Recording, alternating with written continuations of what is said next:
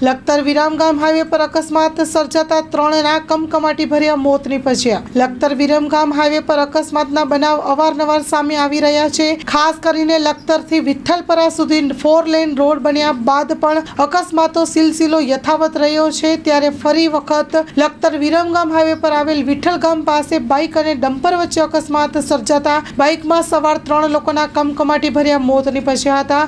અકસ્માતમાં મૃત્યુ પામેલ ત્રણેય યુવક દલિત સમાજના હોવાનું સામે આવ્યું છે, જેમાં 2 યુવક વિઠ્ઠલગઢ અને 1 યુવક વિરમગામ તાલુકાના ધુલેટા ગામનો વતની હોવાનું ખુલ્યું છે। અકસ્માતની જાણ લખતર પોલીસને થતાં લખતર પોલીસ ઘટના સ્થળે પહોંચી હતી। ત્રણેય મૃતક યુવકોની લાશને પીએમ અર્થે લખતર સરકારી હોસ્પિટલ ખાતે ખસેડવામાં આવી છે।